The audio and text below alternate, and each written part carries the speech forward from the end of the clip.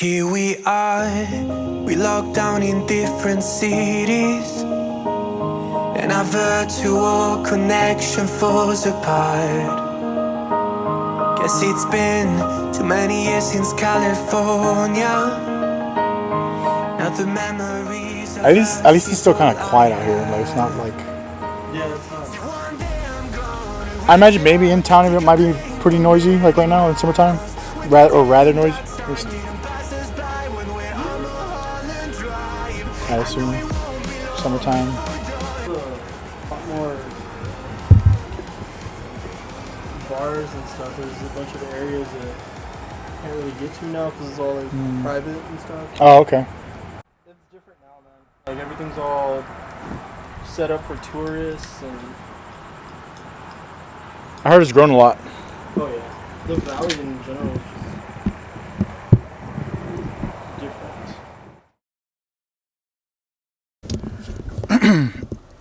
What's up, everyone? Back for another quick vlog. Quick, just check in. Today is Tuesday, June 22nd, and these days are winding down that I'll be able to do this, but nonetheless, at least immediately, and with the goal, with the intent to post this, not immediately, but as soon as I feel like there's enough content to put together.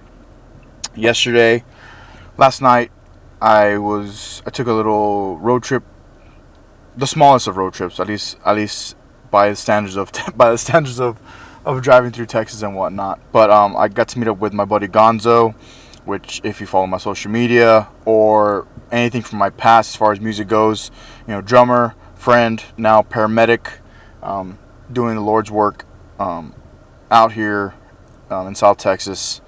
And I didn't realize that I hadn't seen him in probably almost 3 years. I didn't realize that.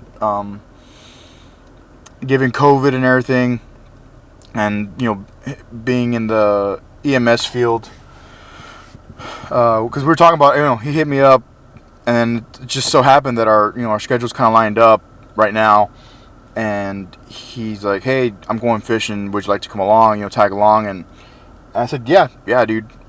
Let's do it." So then finally we coordinated, got everything kind of lined up as far as timelines, and we drove out to South Padre, and that was a good time. Also, we caught up, and talked to Medicine, see what experience he's gained, see what he's experienced so far in this area. Tell him some stories that stuff that I've experienced, stuff that I've experienced.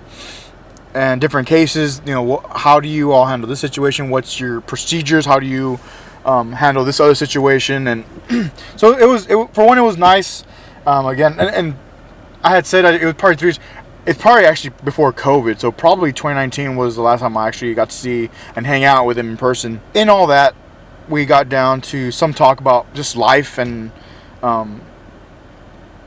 stuff outside of what our workspace. Once we caught up on the whole work thing, and here, like this, South Texas, the valley is real. It's different. How peaceful South Padre still was, and it was later at night, so maybe in the actual town, because we went to a pier to go fishing. It was a different calmness, and it felt good. It felt really good.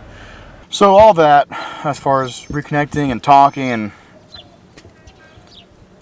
it made me think of a video that I saw. I believe I saw it on TikTok. I'm going to post it here. What's it mean to be a Texan to you? I recently moved to Austin, Texas. Some 2 years in. All right. All right. Welcome.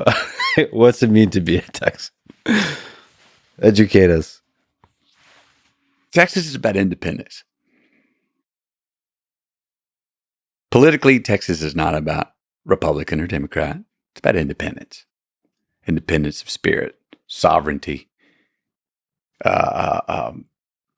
Texas is about exploration. One of the things I love about Texas is I run into so many Texans around the world.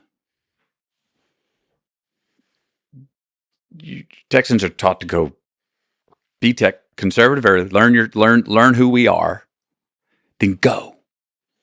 Go. Explore. Pioneer. Journey. And hopefully you come on back with some goods and some stories. You Texan. And underneath that is this kind of freedom of being an individual in the full meaning of that word. Yeah, well, Texas is liberal on your entrance. Very liberal on your entrance. Less regulation. Hey, welcome. High trust. High trust, sir. Welcome to our state. Come on in. Yes, yes, yes. But if you lie, cheat, steal, Yeah. we're conservative on our consequences.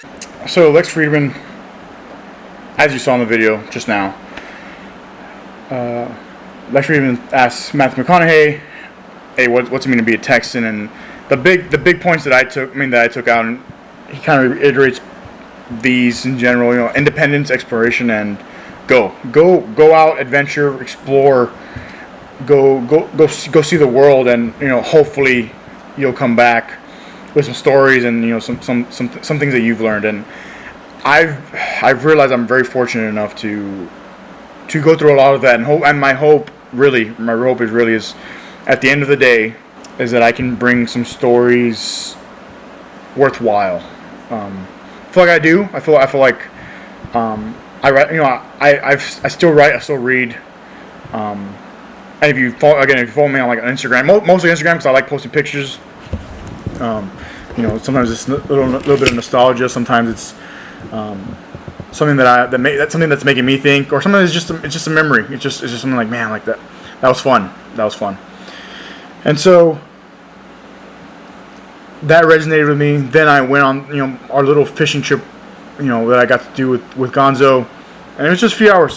But man, it's very, as Gonzo worded it, refreshing, rejuvenating for the soul, and I agree, and all that kind of led me to wanting to record. Cause I'm like, man, like there's something here, and I've been fortunate enough to travel a good amount so far in the past few years, and again, that story and that time is coming, but I'm still compiling that information and not even figuring out, because in my head I feel like I want to say, I'm trying to figure out how to say it, but at the end of the day, it's going to be a time when I can sit down and just talk about those stories, things that I've experienced, people that I've met, friends that I've made.